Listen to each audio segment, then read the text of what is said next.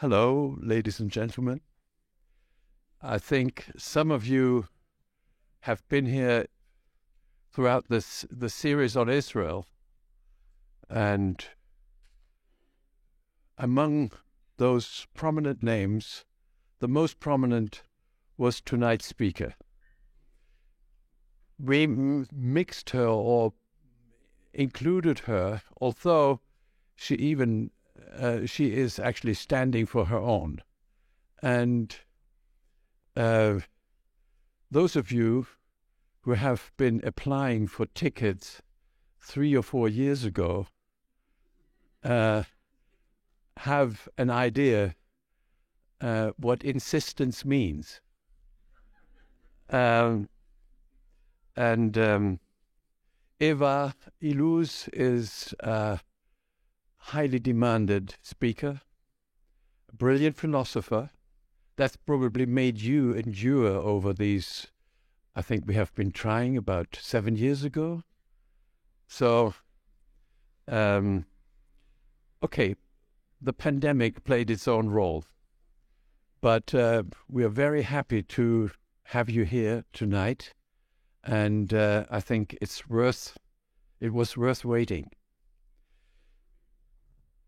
You have probably read all the biographical details in the program, but those who haven't, I would just remind that Eva Illouz is a sociologist in a way of a culture, of capitalism, of emotions, and has written numerous books.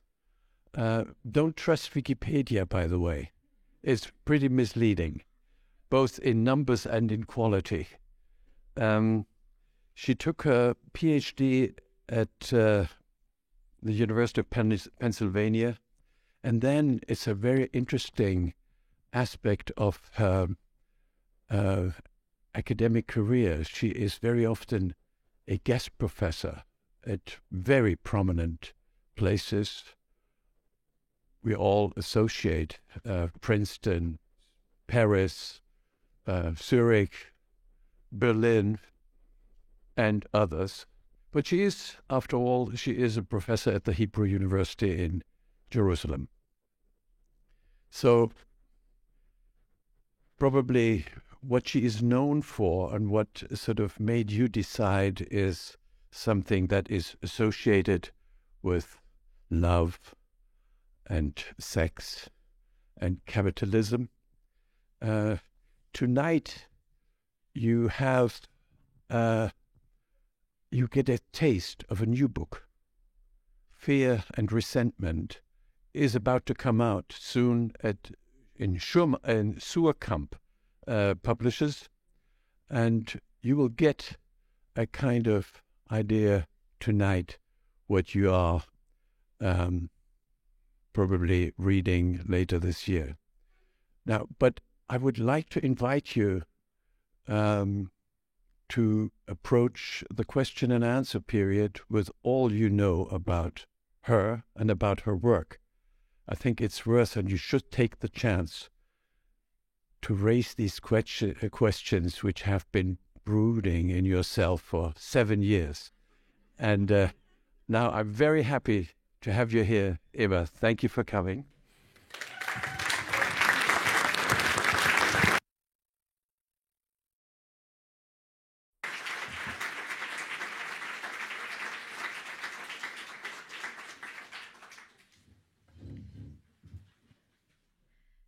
So I decided to sit in the end. I think it's better if I'm at the center of the public. I want to say it's not that fair to say that you've insisted for 7 years because there was COVID. And as I told you, if I had known before, I would have come running. This is such a beautiful and welcoming place. I will really come back anytime. This is indeed a kind of summary, not summary, yeah, it's a kind of taste, like when you go to a restaurant and they give you different small plates to taste, tasting menu. So it's going to be a tasting menu of the book that will see the light in about 2-3 weeks in German. I started writing it about 3 years ago, and not knowing, of course, the state of total chaos in which Israel is right now. But I have to say that the book is at one and the same time relevant and irrelevant to what is happening right now. It's relevant because in many ways it explains, without intending to do so, it explains the deep crisis in which Israel is, and about which maybe we can talk afterwards. But in a way, it's not relevant because it doesn't describe the crisis. It simply describes, if you want, the background. So let me then start this talk and say that this is a book that is about populism and the role of emotions in populism. In a lecture he gave in Vienna in 1967, Theodor Adorno offered his audience remarks strikingly relevant for our times. And this, of course, despite the vast differences that separate us from then. Although fascism had officially collapsed, the conditions for fascist movements, he said, were still active in society. This is 1967. And the main cause for the fact that there was still a prevailing tendency towards fascism was what Adorno thought was the concentration of capital. And the concentration of capital creates, according to him, the possibility of constantly downgrading strata, groups of people, of society that were before clearly bourgeois in terms of their subjective class consciousness. And these people who were bourgeois in the past, who are now downwardly mobile, actually try to cling, he says, to their privileges, and they can't stand their loss of privilege and status. And that's how, in 1967, Adorno explained, to a great extent, the reason why fascism is still prevalent. It's because there will be a tendency in capitalist economy to constantly downgrade all kinds of groups of people. And so it is those same downward mobile groups who develop, he says, a hatred of socialism, or what they call socialism, and they blame, in fact, their own downgrading on socialism. They don't see, he says, what caused it. They see socialism as the responsible for their downgrading. And so in these short lines, Adorno packed, I think, some of the key insights of critical theory. Fascism for him is not an accident of history. It's not an aberration, something that happened once and will not come back. Rather, it works from inside democracy. That's what I find quite striking for 1967. It works inside democracy and is actually contiguous with democracy. It is, if I wanted to use a worn-out metaphor, it is like a worm lodged inside an apple, which rots the fruit from inside, invisible to the naked eye.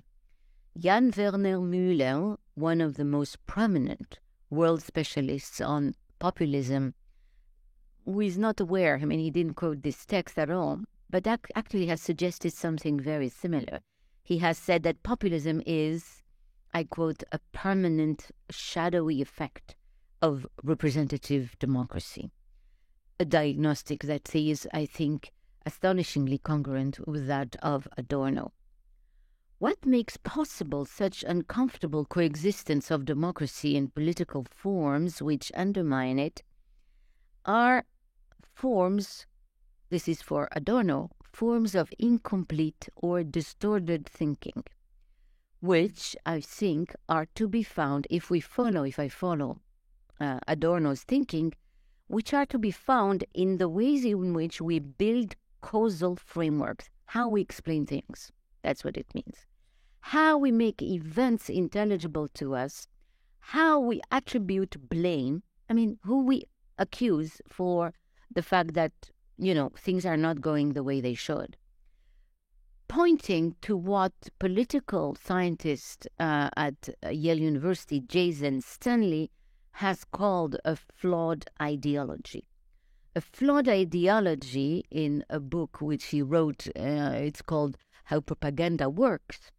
A flawed ideology robs groups of knowledge of their own mental states by systematically concealing their interests from them. This is, of course, to all of you, this is very well known. This is the idea of false consciousness and ideology of Marx.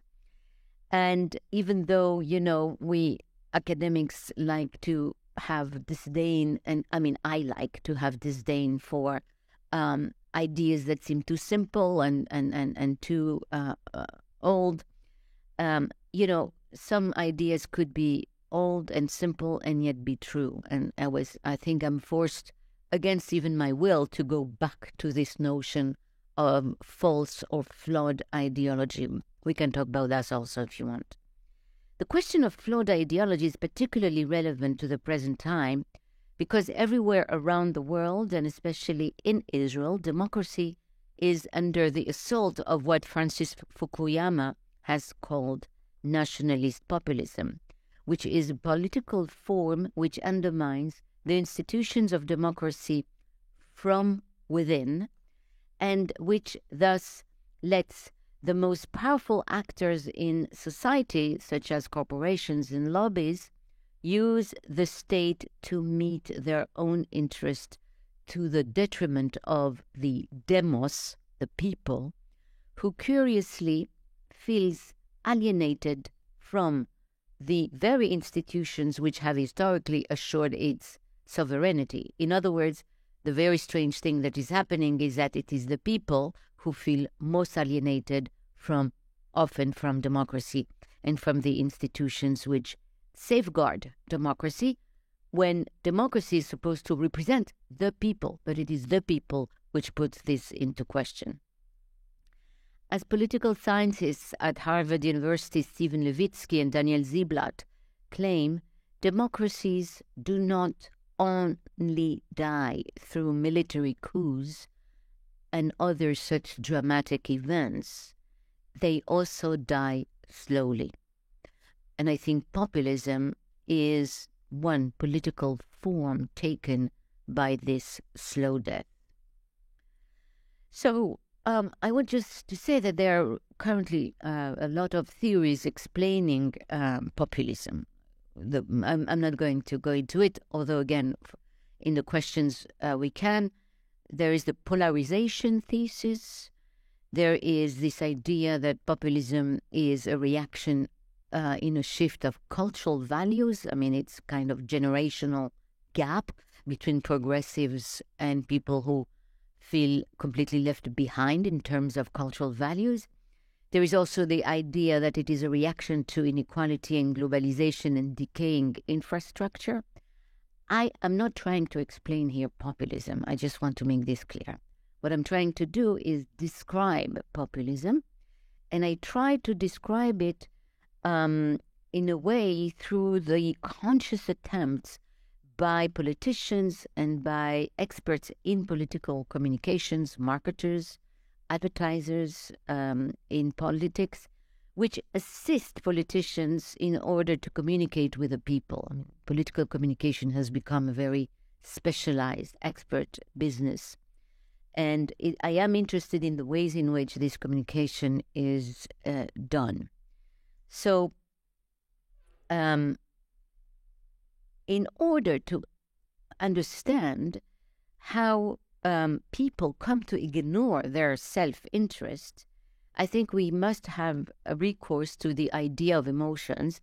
And this is all the more, I think, warranted that political marketers, it is exactly what they do. Political marketers try to tell stories which contain some key emotions, and it is through these key emotions, if you want, and stories, which are organized into stories, that they recruit their voters. So the key, if you want, mechanism through which people come to ignore their interests is, and through which they come to perceive the social world through flawed causal frameworks or false explanations of the world, is through emotions. And in that sense, I am pushing Adorno further, because I'm saying that you have to explain why some causal framework have the power to distort our perception of the world. Why we have to say why we are sometimes unable to really correctly name the source of our malaise, and we're doing displacements. We displace. There is one cause, something that causes it, but then we displace the cause. And so I want to push Adorno's thought to new realms for him, and grasp more firmly than he did the intertwining of social thought with emotions. Emotions are, it should be clear, emotions contain always some kind of representation of the world. They contain cognitive schemas. I cannot be angry at the fact you did not say hi to me if I did not have a prior idea that you should say hi to me. So emotions are, if you want, very quick reactions to the world, which contain some ideas, some cognitive content. And emotions contain also moral repertoires. They contain moral values.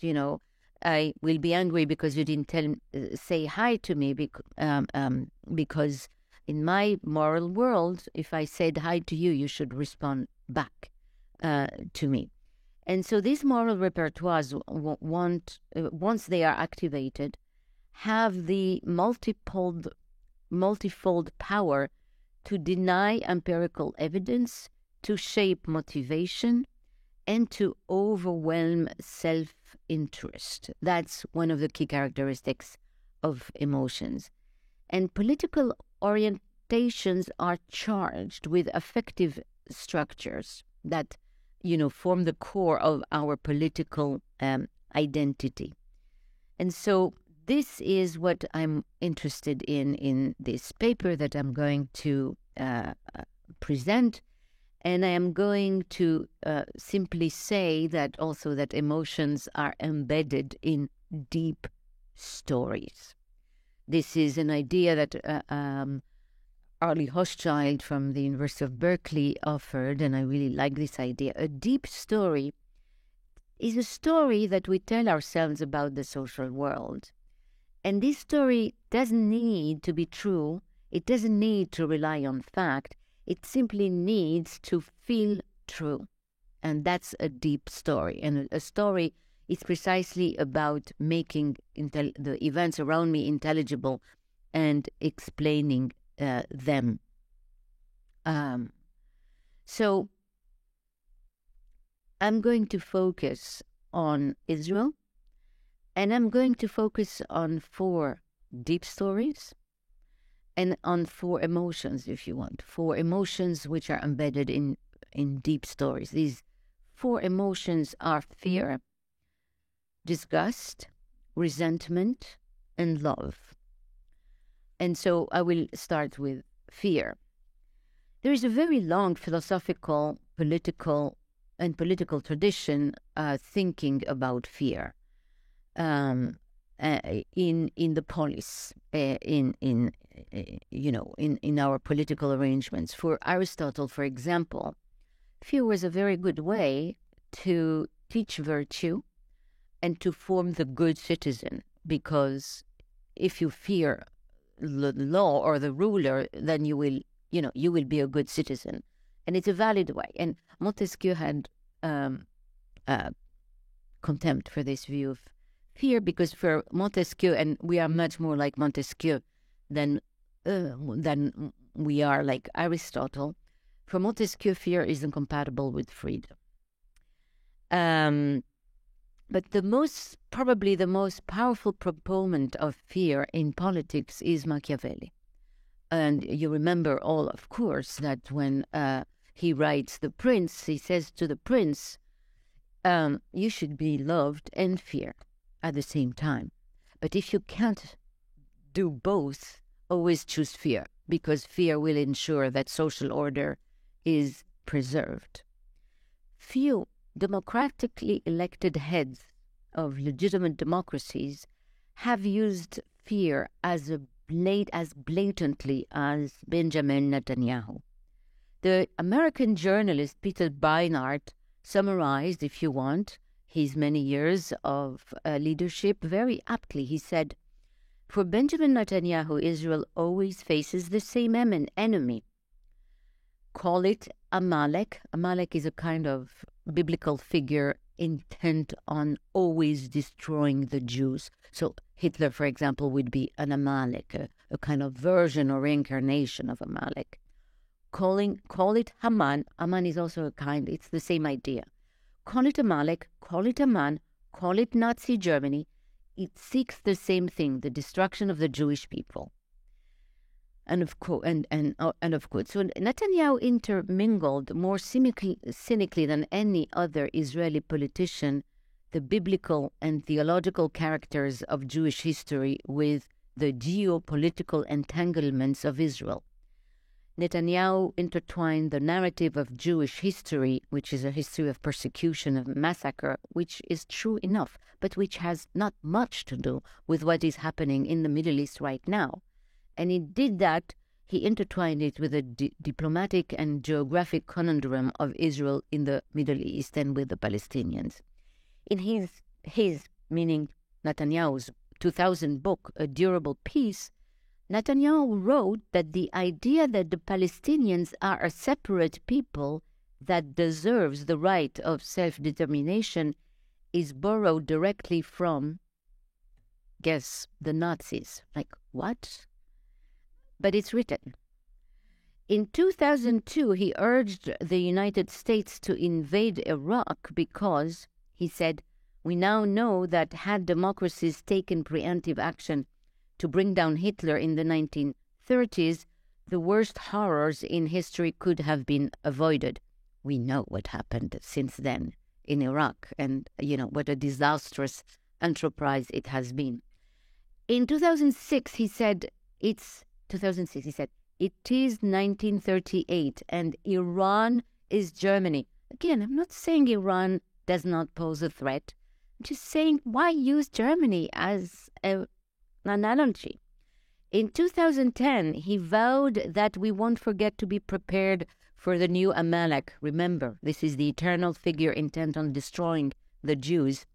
So he said, in 2000, he vowed that we won't forget to be prepared for the new Amalek, who is making an appearance on the stage of history and once again threatening to destroy the Jews.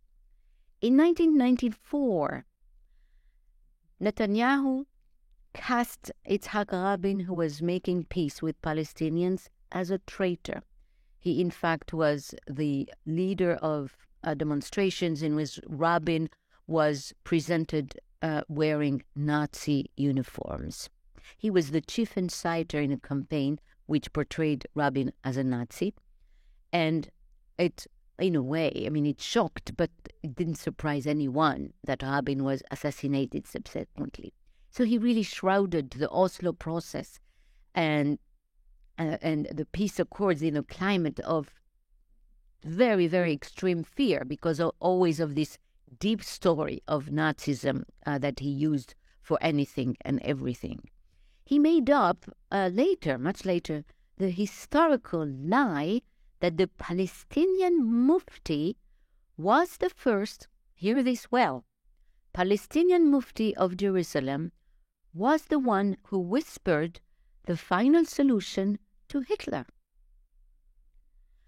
At the Munich Security Conference in 2018, Netanyahu spoke about the Holocaust, and at the Yad Vashem conference of that same year, he talked about security, blending perfectly security and the Shoah, the security of Israel and the Shoah.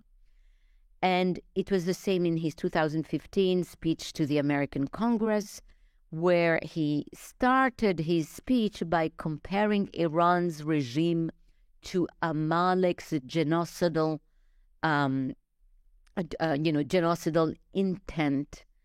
And he ended the speech by comparing Iran again to Nazi Germany. He said, the days when the Jewish people remain passive in the face of genocidal enemies, those days are over. So you see here how fear is embedded. I mean, he creates very clearly, constantly, a climate of fear. And he does this by using a very simple, a very deep, well-known, highly well-known story of Nazism and Amalek for the Jews. He will sometimes use this one, sometimes this one, most often the two of them. Fear has powerful political effects. One of these effects is, as Jorge Luis Borges put it, he said, "It is not love that unites us, but terror." And indeed, fear can be a powerful adjuvant of social cohesion, and this is confirmed, in fact, by psychological experiments in which people are confronted with scenes and images of death. When you do these experiments, you find out that the people who have been exposed to images of death, who were made to fear, in fact, the researchers noticed the following responses. They were more favorable than to people with similar religious and political belief, and hence they were less favorable to people who differed on these same dimensions. 2, they were more punitive towards those who were perceived to transgress the moral order. 3, they were physically more aggressive toward others. They were much more accepting of violence towards towards especially those who opposed their political orientation. And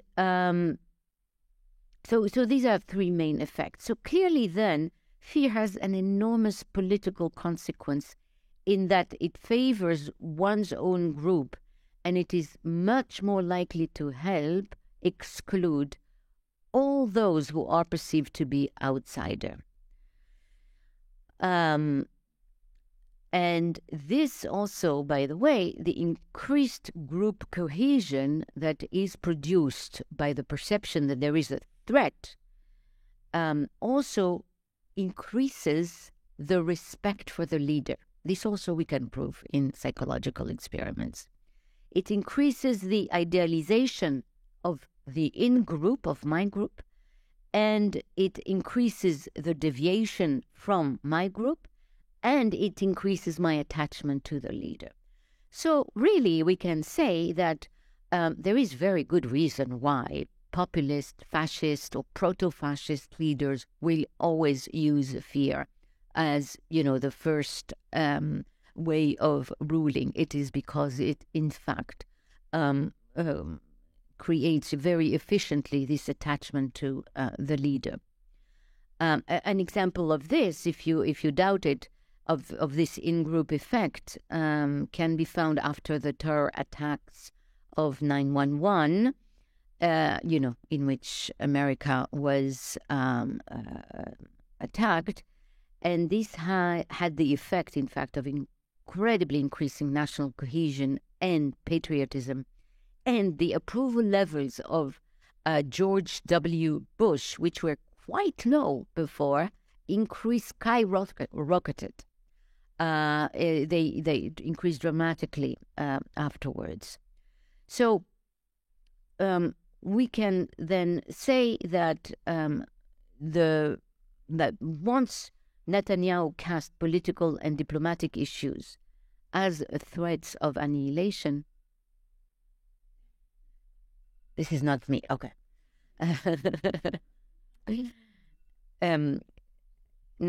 Once he cast political and diplomatic issues as threats of annihilation, Netanyahu obliterates deliberation and discussion of strategy, and that's one thing. And instead, he manages to create two camps. One that cares about the survival of the state, and the other that is the enemy and the traitor because it doesn't care about the survival of the state. And if you want, framing issues in this way makes it very easy to delegitimize the left as the camp of the traitors.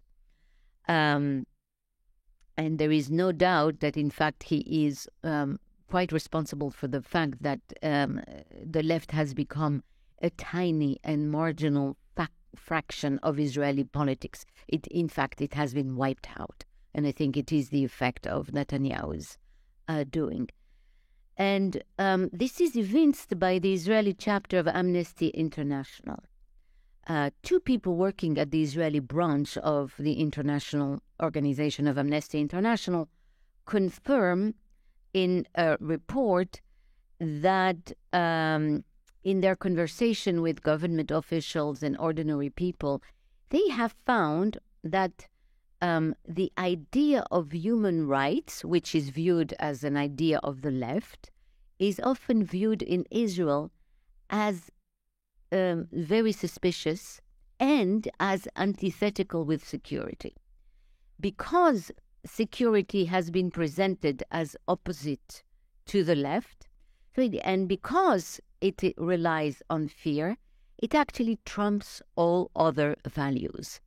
And we have to observe that government officials and ordinary citizens in Israel are almost always willing to weaken human rights because of this. We must also add, and they add, these two people working in Amnesty International, that countries in which human rights are less respected, and this is ironic, are actually less safe and more prone to conflict. This is exactly what we see, in fact, today in Israel. Israel has never been closer to a civil war, and this is because Netanyahu has considerably eroded the culture of human rights. But what happens when there is conflict, inner conflict, this further justifies fear, which further justifies securitism, the view that all problems are actually problems of security and to be resolved not by politics but by security means. So fear is the emotion which asserts the authority of the leader, which turns politics into an issue of security, which turns the political rival into an enemy, an inner enemy, and which legitimizes security and army and the erosion of human rights. That was the first emotion. The second emotion is disgust. So,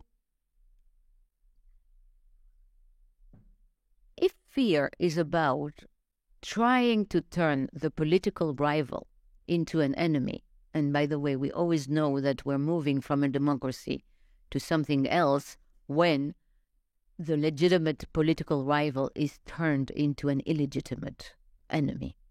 Because democracy is about the competition of people in the political sphere. If you delegitimize your rival, it means you're moving to another regime. That's fear. Disgust is, I think, about renegotiating the relationship between majority and minority. And I think this is a feature that we see in Holland and in France and in Britain and certainly in the United States. This is really a feature that comes back in many countries where there is populism right now. If fear is the privileged emotion of tyrants, disgust is the privileged emotion of racists. The British anthropologist Mary Douglas made a stunning suggestion. All cultural systems make some kind of separation between things defined as dirty, for example, pork in Judaism and Islam. In these two religions, pork is defined as dirty, and things defined as clean. For example, kosher meat is clean. So she if you want, she's changed. I mean, for Durkheim, the main distinction was between sacred and profane, but for her it was between clean and dirty. And dirt, Douglas claimed, is not only or not primarily real dirt. It's not garbage. Dirt is first and foremost symbolic, and it is the deviation from a symbolic order. For example, she says, this is her example, she says, shoes in themselves are not dirty, but if I put shoes on a table, that's dirty because I have mixed two things that do not belong together, because usually we separate shoes from tables. And Mary Douglas further observes that religion then not only revolves around a sense of the sacred and the profane, but also revolve around providing a symbolic order which make certain things dirty and impure and designate others as pure. Now, in the last 2 or 3 decades, Israel has seen the burgeoning of a new normative entrepreneurs whose vocation has been to change the values and content of liberal morality and to introduce issues of dirt and pollution in the public sphere. Liberal morality is universalist. It views all human beings as equal. It aims to foster a fair relationship between majority and minorities, prevent majoritarianism, which would be the tyranny of majorities over minorities. And it believes, and also, the liberal morality believes in the separation of religion and the state.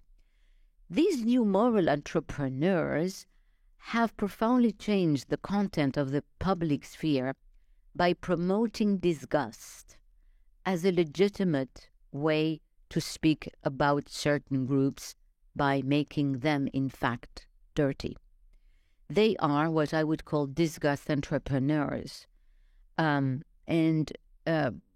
Politicians, some politicians who are right now in power in Israel. I mean, when I was writing about them, I was writing about them as marginal groups. These groups are now at the very center. They are the ones who govern Israel. These politicians use organizations which have as their function to create, engineer, and reinforce disgust from some groups toward others. And they represent the point of view of various religious and national and religious nationalist factions. Who started this? It was actually, this revolution started with an American rabbi. And I emphasize the fact that he's American because I think the fact he was American is probably much more significant than the fact he was a rabbi. And it was Meir Kahane who immigrated later to Israel. He created a party that's called Kach, which was based on explicitly racist principles. He wanted to outlaw, for example, the marriage between Jews and non-Jews. And his party was outlawed by the Knesset, the Israeli parliament, in 1988. But the party was defunct only in name. In fact, it started a small ideological revolution that worked in subterranean ways in Israeli societies. And his ideas resuscitated through various and vibrant small political parties and organizations. For example, the Lehava organization, which only last year, but when we were in the previous government, Chaim Gantz, who is, as far as I'm concerned, a right-wing politician. I mean, he presents himself as centrist, but he's more of the right than anything else. So he wanted to declare Lehava into a terrorist organization, a Jewish terrorist organization. In the end, he did not succeed in doing it. But Lehava has direct connections, again, with the people in power today in Israel. Lehava was founded in 2009, and it is an acronym for the Prevention of Assimilation in the Holy Land. It opposes marriages between Jews and non-Jews, especially with Muslims. And their mission is to help extricate Jewish women from these harmful relationships, when, of course, these women never sought their help to start with. Bezalel Smotrich, who is right now the Minister of the Finance Minister, once, for example, proudly claimed, he never, of course, apologized, he proudly claimed that he would not want his wife to give birth in a hospital and be in the same room as an Arab woman, because presumably this Arab woman would contaminate the purity of his baby. And this, of course, he expressed here disgust at the fear of contamination. And there are also in the settlements a lot of, there is a group of extremist rabbis who are both, who are Messianic, who have taken up Messianic views of religion and are hyper-nationalist, and who teach in religious schools and military preparatory schools. And these rabbis also, and now I have to be very short, but I'm just giving you the quote. I'm giving you a synthesis of all of their speeches, and they claim that Arabs, non-Jews, liberal Reform Jews, left-wingers, homosexuals are, and I quote, these are their words, venom, garbage, abomination, stench, beasts, snakes, animals, murderers, spoiled minds, wicked. So you can see all of this forms a very clear symbolic matrix of pollution and dirt. Disgust then is an emotion which justifies, enforces, and generates separation, both symbolic and physical.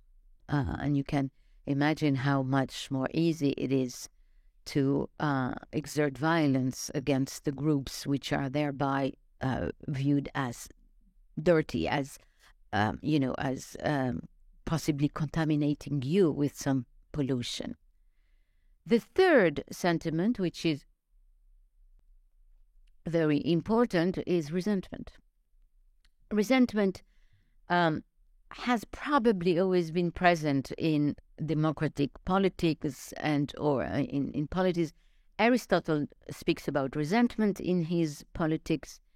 And for Aristotle, even if leaders lead justly, they still can end up generating resentment. And for Aristotle, resentment is not only, there are two ways of looking at resentment. One is to view it as a reaction to inequality, and another is to view it as a rejection of excellence and of excellent leadership.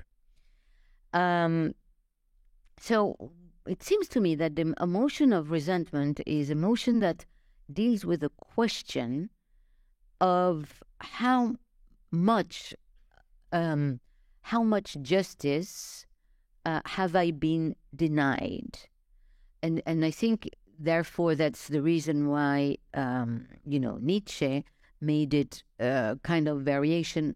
not only Nietzsche, but Max Scheler as well, made it a variation of envy. And that's why, in German philosophy, I don't know why actually, German philosophy used the French word ressentiment, as if we French had the privilege or the monopoly of this feeling. But maybe because of the French Revolution, I don't know. So Kierkegaard expressed, this view about resentment in his sentence that ressentiment, resentment, is the emotion that wants to level.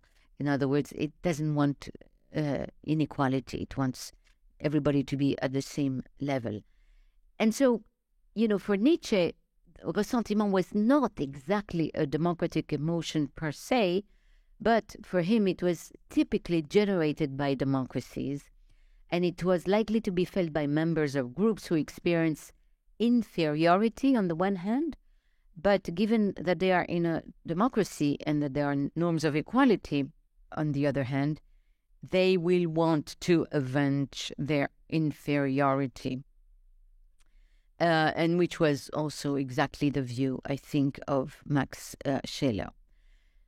So, I think this story of ressentiment is very important in Israel. And I don't know if you know these two words of Mizrahim and Ashkenazim. Mizrahi Jews are Jews that came from Arab countries, and Ashkenazim are the Jews that came from European countries. Zionism was by and large created by Ashkenazi Jews, by Western European or Eastern European Jewry. And the Mizrahi Jews from Arab countries added themselves later, a bit later.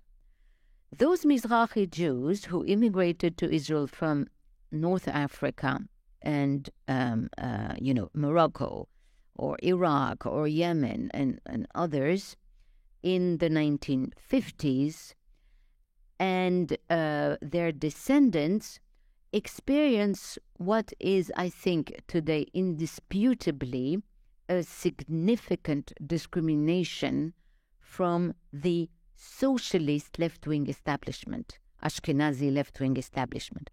The Israel, as you may know, was created by Western Eastern European Jews who were socialist. Israel created these magnificent organizations called kibbutzim, which were socialist cooperatives and communities. But yet, even these socialists actually discriminated very severely against Mizrahi Jews. And in fact, there were even some debates in the 1950s as to whether they should bring these Jews because they felt they didn't belong to them. They felt that culturally they were too different. And it was out of sheer Orientalism and out of sheer, I would say, pure colonialist mentality that they viewed them with much contempt, and they placed them in very far away settlements and not in the big cities. So they regarded them, the Ashkenazim regarded the Mizrahim as primitive and inimical to the Western project of Zionism. And while the left created socialist institutions, it did this at the same time that it discriminated against Jews from Arab countries. In 1977, Menachem Begin was the first right-wing leader who ended the hegemony of the socialist left, and he did that very explicitly by articulating resentment and by connecting to the Mizrahi vote by articulating and giving their resentment. It's, quite striking. I mean, the Orientalism of the Ashkenazi left was so deep that they never thought of addressing this group, even though they were actually quite numerous. It was Menachem Begin, I have to say, whom I like a lot as a leader. It was Menachem Begin who articulated their resentment. And the resentment he articulated was an emotion which emphasized the past humiliation and real humiliation they had felt, and which ruminated about the wounds that were inflicted on them by one group onto another, and which, following Max Scheler also, we can say, which also promises a symbolic revenge. That's how resentment works like. It is therefore unsurprising that ressentiment became the leverage used by the right ever since Menachem Begin started using it, and therefore transformed entirely the relationship between these two communities of Mizrahim and Ashkenazim. In other words, instead of proposing a way, you would think the normal, any normal politics would say, let's overcome the past discrimination. Let's now blend into one people, which we are, let's say the people of the Jews, and let's overcome all of that. That's not at all what happened. What happened since 1977 is not only the incessant repetition of these historical stories of discrimination, but in fact an accentuation and intensification of this message with Netanyahu. Now, three things are worth noticing in this respect. Whereas Arabs, the Israeli Arabs, the 21% of Arabs who live in Israel, have been and still are in many ways far more discriminated against than the Mizrahi Jews. By the sheer fact that they are not Jewish, they are far more excluded from the body politic, very simply. They just don't belong. Than the Mizrahi Jews, then their social, the Arabs' social and political condition never translated into ressentiment. While this is indeed the case for the Mizrahim, suggesting indeed that ressentiment has to have as its basis an assumption of equality. It is an assumption that Mizrahi Jews can make. It is not an assumption that Arabs can make, because they know they are, in a way, much more fundamentally excluded and discriminated than the Mizrahi Jews are. So their politics the Arab politics is not at all one that we would call a politics of ressentiment. The second interesting fact is that in terms of actual policy, the right actually did not improve the conditions of Mizrahim in terms of inequality. The salary gap between Mizrahim and Ashkenazim may have slightly diminished, and yet the children of Mizrahi immigrants today are still 3 times less likely to attain higher education than their Ashkenazim counterpart. In 2012, among the urban population of Israel, second-generation immigrants of Mizrahi descent earned salaries only slightly higher than the average Israeli salary, while second-generation immigrants of Ashkenazi descent earned salaries that were 42% higher than the average, above the average. That's suggesting that, in fact, very little had been done to alleviate the social and economic disparities between the two groups. More than that, Netanyahu's policies have deeply accentuated inequalities for the last 20 years. And these inequalities, even more, his policies have mostly benefited Ashkenazis. For example, in the industry of high-tech, if you look at the industry of high-tech, which everybody talks about, startup nation, etc., the industry of high-tech is approximately 94% is Ashkenazi, is white. So if this is not supremacy, I don't know ethnic supremacy, I don't know what ethnic supremacy is. So if the right still represents the Mizrahim and it represents them overwhelmingly, it means that it represents them for symbolic reasons. It represents them precisely because it was able to capitalize on and repeat constantly the deep story of discrimination and to feed on that story. And it was able to repeat incessantly the claim that they have been victims of a historical discrimination. And the right has been very careful about cultivating this memory, the memory of this discrimination, a claim which is, in fact, ironically substantiated by the accentuation of inequalities that are provoked by Netanyahu's neoliberal policies. And so it works like this. You see, for example, that the high tech is all white, you're not in it, and so what you tell yourself is not that Netanyahu is responsible, but that this is a continuation of the historical discrimination. In other words, inequalities which should have long been the responsibility of the various right-wing policies which have been now in power for 50 years, are still credited to the long defunct left-wing rule, illustrating that resentment is built around the memory of past wounds and past injuries and is able to transcend the concrete present of persistent inequalities.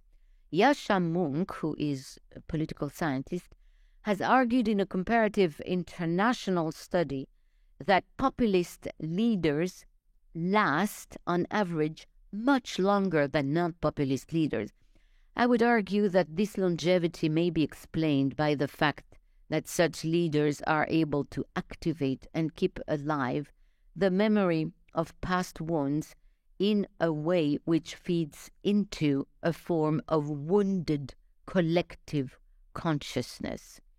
So, despite the fact that Mizrahi constituency increasingly has had a massive access to political representation, the political discourse addressing them do as if they are not represented at all, and it constantly ruminates about their exclusion. So just to give you one example among many, I mean, you have to take my word for it. In April 2019, there was a election campaign. You know, Israelis love to go to vote. They do that every year. So it was revealed that the Likud campaign had used bots on social media networks to promote their messages. The incident showed the cynicism employed by the Likud. But instead of distancing himself from the affair, he could have said, "Oh, I didn't know," for example. No. Netanyahu embraced the story and turned it around. And he hammered the idea that the mainstream media and the left-wing media saw the Likud supporters, understand you Mizrahim, as bots and not as humans. And then he went on. Netanyahu released a propaganda video which listed the historical insults that had been thrown at Mizrahim.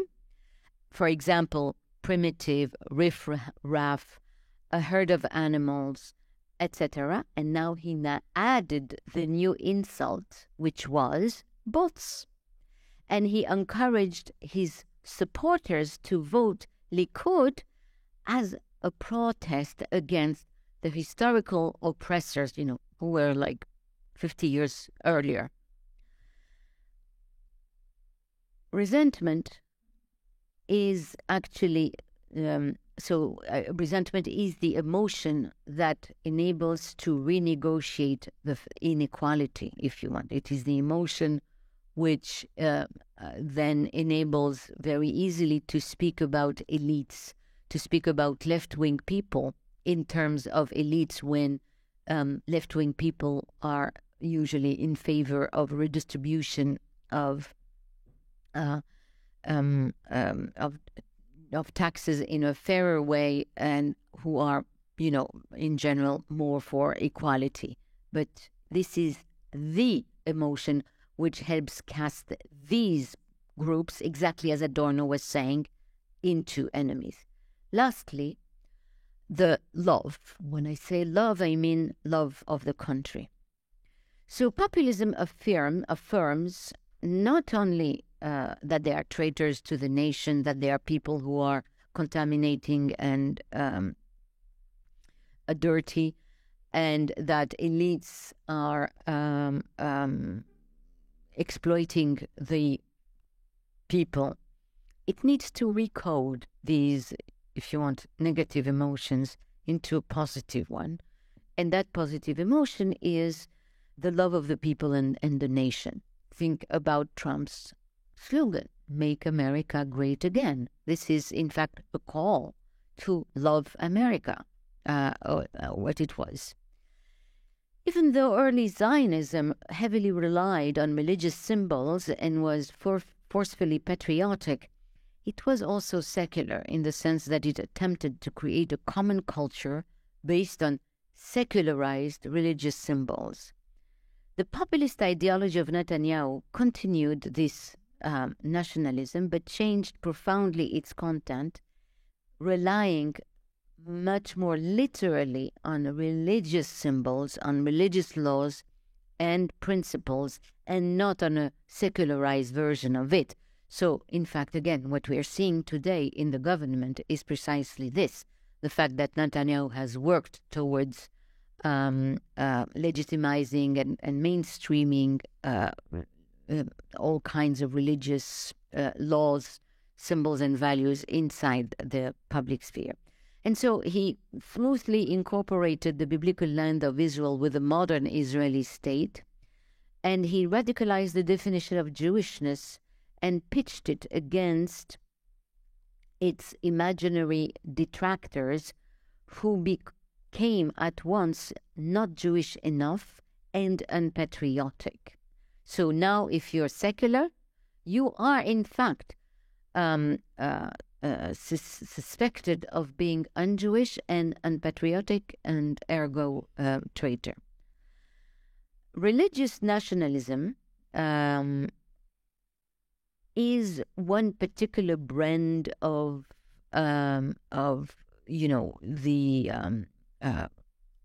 this conflation of nationalism with religion. And again, religious nationalism is one of the groups in power. Religious nationalism, argues Roger Friedland, it contains four elements. One is that it views the territory as sacred, and the land becomes the main actor in the unfolding of a divine history that is still in the making. They are messianic. They really believe that they are bringing the Messiah and that God is actually speaking through them. This is not exaggeration. They really believe that. Two, religious nationalists direct the bulk of their attention to the bodies of women, and I would add of homosexuals. And in fact, one of their main agendas is to restrict the rights of women, and mostly, I would say, also to fight the dangerous disease of homosexuality. Third, religious nationalists accord a considerable symbolic importance to foreigners and to excluding foreigners. And the fourth element of religious nationalism is that they submit to God, and in submitting to God, they intertwine, and that's a very powerful mixture. They intertwine the love of God with the love of the nation. And if you don't understand this dimension, you really don't understand the power of attraction that religious nationalism has. So they shroud the land and the nation in metaphysical grandeur, and they view themselves as fierce guardians of their sacredness. And therefore, they bring nationalism to another level. Religious nationalism is an appropriation of the land, the people, and the history through frameworks which lend them cosmic meaning and purpose. That's, great.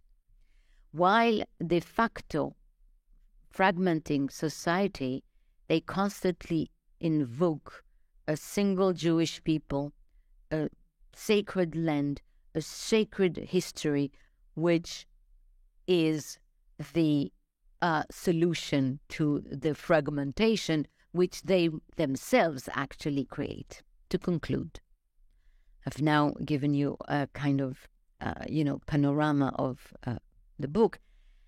Let me now conclude. Oh no, gosh, my conclusion is too long. How much time do I have more?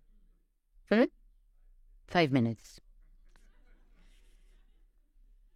Okay. So the four emotions I have talked about are the result of what they have in common is that they're the result. I mean, of course, people believe in them, but they are also the result of the manipulation by politicians and their experts which assist them. And they harness ordinary people to fear, mistrust, anger, resentment, and love of the nation, to the goals and strategies of unscrupulous political actors, as Benjamin Netanyahu certainly and undoubtedly is. He is unscrupulous. To be sure, such manipulations do not emerge ex nihilo. They tap, of course, into pre-existing geography. They tap into historical traumas. They tap into collective social experiences. Of course, but I believe that, despite all of these, you can very well choose alternative deep stories in order to make sense of this geography and history and of the present of your society. So the mixture of these four emotions forms the matrix of populism because they generate antagonism between social groups inside society, because they create alienation from the institution that safeguard democracy. We have seen that with the Supreme Court in Israel. A lot of people feel alienated from the Supreme Court. And because they are, in many ways, I think, oblivious to, what these leaders are actually doing and what they stand for. Populism lives as much in reality as it lives in the imagination of people. Fear provides a compelling motivation to repeatedly name enemies as well as invent them, and to view such enemies as fixed and unchanging. And it helps shift politics from conflict resolution to a state of permanent vigilance to threats, even at the price of suspending the rule of law. Israel's fear of its outer and inner enemies runs deeper in the state apparatus than other populist forms of fear, by the way. But I think it is a paradigmatic example of them. Second, I would say that, I would add that Trump, Orban, Le Pen, Meloni, and the Swedish Democrats and Modi have, like Netanyahu, focused on minorities which allegedly threaten their nation. And not only Le Pen, by the way, also Zemmour in France. Disgust creates and maintains the dynamic of distancing between social groups through the fear of pollution and contamination. It helps separate ethnic and religious minorities, and it sustains this separation. Resentment is a key process of self-victimization. Its rhetoric has become a generalized one, as all groups, majority and minority, invoke it to designate the relationship of the other to them. It redefines the political self as a wounded self. And we see this very clearly, by the way, with Trump's voters or the Israeli settlers who are actually united in their common sense of self-victimization against left-wing elites. When all groups are victims of each other, it creates an unsurmountable antagonism and changes actually even ordinary notions of justice.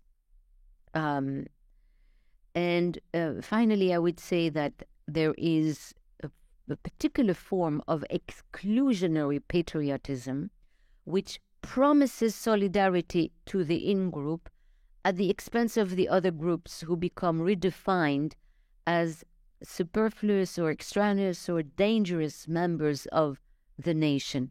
We should not underestimate the deep relationship that nationalism entertains today with religion and tradition. Trump's white supremacist, Giorgia Meloni, Orban, Modi, all claim that their countries and nations must defend their Christianity or Hinduism against atheists or non-Christians or Muslims, in Modi's case. They also call for a return to traditional values, family values, and oppose gender politics and reforms.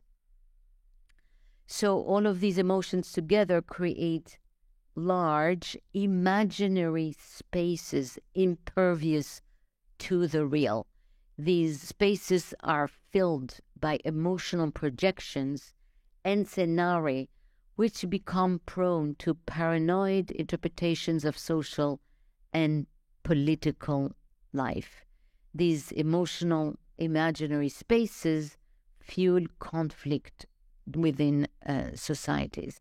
I will not now. I will not speak about my final point, which is that I wanted to speak about what I think is the remedy. What if I had to choose the emotion that counters these emotions? It is fraternity, which I oppose to solidarity, and I have a kind of both Christian and French Republican understanding of fraternity, but I will not say more so that you can buy the book.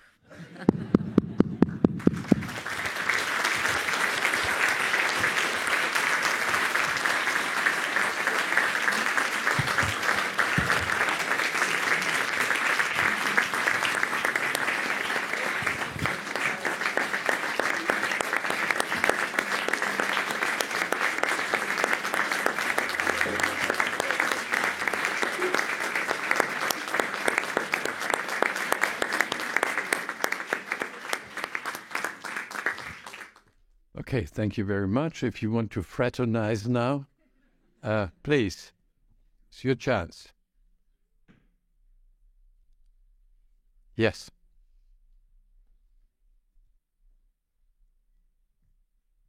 Thank you very much for this very interesting talk, first of all. Secondly, I'd be interested, do you see any of these tendencies in Germany evolving in the current state? And if not, what do you think is the leading factor for not? First of all, I would prefer not to answer because I prefer to talk about things I know something about. I'm not sure I know something about Germany.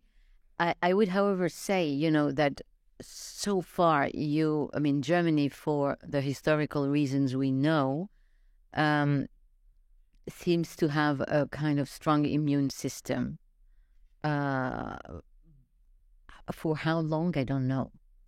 But it is because of its history and because many forms of speech and thinking have become taboo. it does not allow certain ways of speaking or thinking even. And this might make Germany less vulnerable, maybe. So that's one thing I want to say. Secondly, maybe also the economic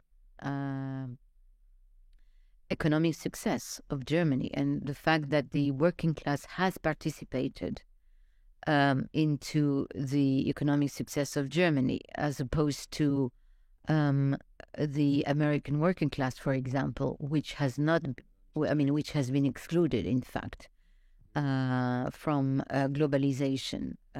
So I would say maybe these two things explain perhaps why Germany seems less vulnerable to populism. Although, of course, I am aware of the AfD. I'm aware of some populist tendencies in Germany, but it seems to me, on the whole, that Germany is more shielded, but I don't know for how long. Hi, hello. My name is Iftach. I'm also an Israeli, and I also research populism here in Heidelberg. I have two methodological questions, if I may. Yeah. One of them is looking at nationalist populism from the prism of emotions, that is, fear, disgust, resentment, and love.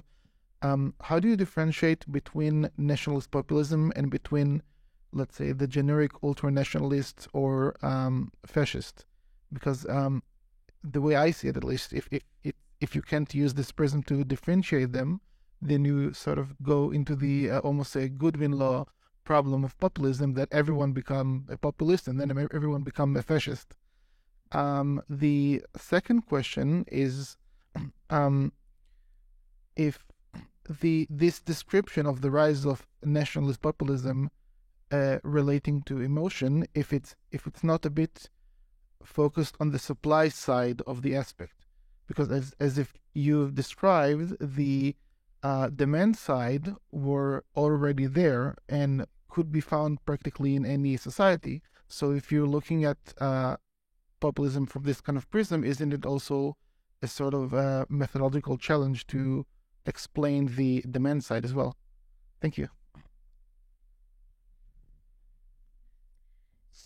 The difference between populism and fascism, I can't tell everything in a talk. So it's in the book, this question. Populism for me is a kind of energy field that pushes you in a, that changes, I would say, the sensibility and orientation of democracies.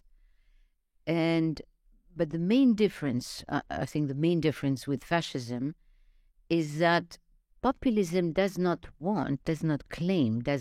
seem to claim that it wants to eradicate democracy. It wants to, in a way, achieve it better.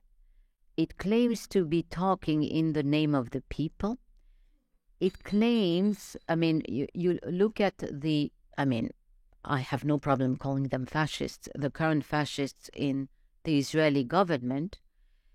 They claim that the regime change they want to operate are actually more democratic. That's what they claim. They say they want to change the composition of the committee which will nominate to the judges in order to make it more democratic, more reflective of the society. They want the Knesset, the parliament, to control, in fact, the decisions of the Supreme Court, because the Supreme Court is not elected by the people, whereas the Knesset is. So you see, it's very easy to see how these populist leaders, that's why, are working from within the framework of democracy. And that is why at the beginning I use the analogy of the worm inside the apple. It does not aim at a priori, on the face of it, it does not aim to completely overthrow the democratic regime, even though it actually does that. So for me, populism is an energy field which creates deep alienation and conflict inside society, and which actually may or may not, we don't know, prepare or legitimize newcomers and new regimes. For example, the January 6th coup or attempted coup in the United States could have very well led, in fact, to something like this. What is happening in Israel is very much like this. And it has been prepared by 20 years, actually more than 20 years. 20 and so years of quasi 20 and so years of Netanyahu's regime. So it's a new political sensibility which works from within democracy, which pretends to be more democratic, but which actually prepares, I think, other regimes. So that's my response to this question. With regard to the supply side and demand side, the book is actually about the demand side. But, for those of you who don't, there is a very, usually in these kind of studies, you either study the supply side, that is the side of the politicians who offer stories, ideas, platforms, ideologies, or you study the demand side, the voters, and why they believe in this candidate or this ideology. And so actually in the book, I have interviewed the people I have interviewed. I didn't bring the interviews here at all. I study the people, but I view their views as being tightly connected to the worldview that Netanyahu has put forward. And, I can't prove the correlation in a way you would in a lab experiment, but it's, fairly easy to show that all the themes that Netanyahu has developed have taken hold very strongly of the Israeli public sphere. So in fact, I study the two aspects of the demand and the supply side. Okay.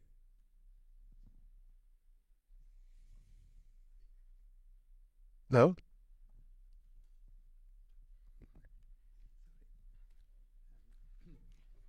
Thank you very much for your talk. I just wonder how you include in your analysis the Palestinians, because populism is analyzed in your talk in relation to the different layers in Israel society. But of course, part of the whole is the Palestinians, and within that, just taking just that part, like West Bank, of course, it's a kind of military dictatorship. And how do you relate that to your analysis? So thank you very much for your question. I don't relate it very well. I can't tell if it... I don't do it that much. I do it a bit, but not systematically.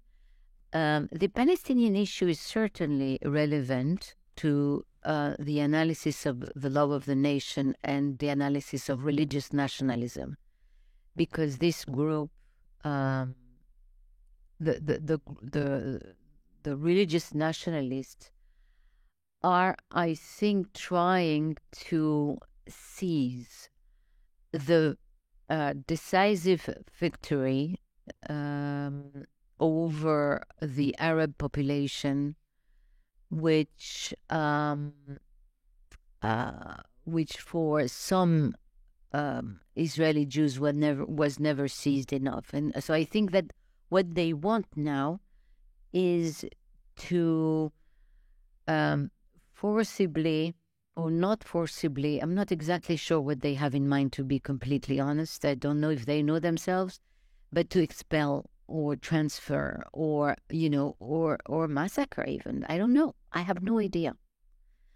What they want for sure is to, well, first of all, the murder of Yitzhak Rabin was meant to kill the two-state solution, and it succeeded. I mean, these are the same people, by the way. These are exactly the same groups. The guy who did the murder belongs to these factions. And you can say that it actually killed the possibility of so far it killed the possibility of two-state solution. These are the same groups, and these are the groups who are in power today. So I did not really talk about it that much because it's not that present anymore in the Israeli discourse. And if there is a moral, I'm not sure exactly, a very moral sin that the left has committed for the last 20 years, it is to have implicitly collaborated with a view that you should not discuss the Palestinian issue, including, the very failed leader of the Labour Party currently. But it started 20 and more years ago. So the Palestinian issue has been actually de facto taken very much off the conscience of Israelis, and when it appears, it's only in terms of terrorism and enemies. The Palestinians are entirely dehumanized, I would say, or quite dehumanized and viewed only as potential enemies and as security threats, which is why Netanyahu, felt the need probably to attribute to the Mufti of Jerusalem the authorship of the final solution. Yes, I have a question. Perhaps I'm not so much inside, but something I cannot understand. As what I know, the Mizrahim Jews, they came from Arabic countries, and in the first generation, their language was also English. And English? Arab, the Arabic language they spoke together, and also I read also on Braille even. And I think also the nowadays daily culture, culture quotidienne, there is something coming closer more to an Oriental culture. Also, I'm someone from outside. It is just only things I cannot understand.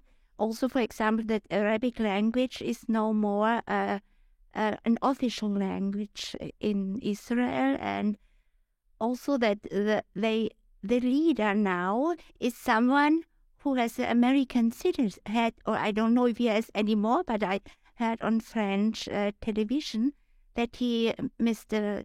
Netanyahu, that he has American citizenship and was socialized there. This is from outside, one cannot so well understand. Also, I think that the Mizrahim, they have a kind of a tragedy, because it was a project of European Jews, especially of Eastern, Middle European Jews, and they followed this also, I think, because there was a certain dynamic in history. It was not a movement among them, because it comes from the Middle and Eastern European Jews, this project, because they felt, how to say, persecuted. It's a sound, I don't know how to say in English. They felt persecuted. But it was originally not the project of the Mizrahim or the Sephardim, or how to say this Jewish.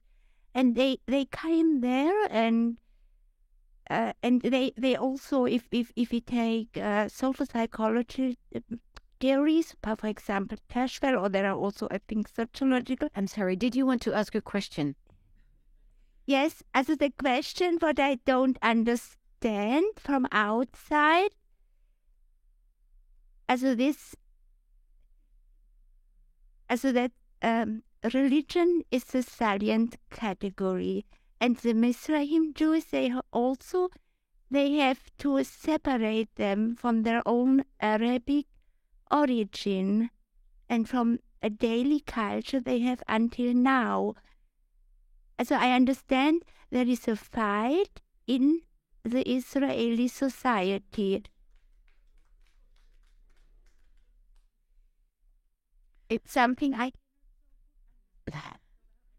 She would like to get some explanation on the Mizrahim, on what you don't understand. No, well, anyway, there are books over there, after all, and we don't have to force Q&A. I think we have received a lot of ideas. It's certainly just a taste of the book, and there are other books which help understand. And I guess what we got throughout these lectures is to get a little bit more familiar with the complexity of the Jewish democratic state of Israel, and how difficult it is for Israelis to talk about, let alone us, who want treat movements, behaviors, facts of Israel as objectively as any other thing, any other country. And I think today we got a real clue how difficult it is. Oh, is there a question? No? Okay. Well, in that case, Eva would sign books, if you have one or two or three, to take home and read. So you have a question? Thank you.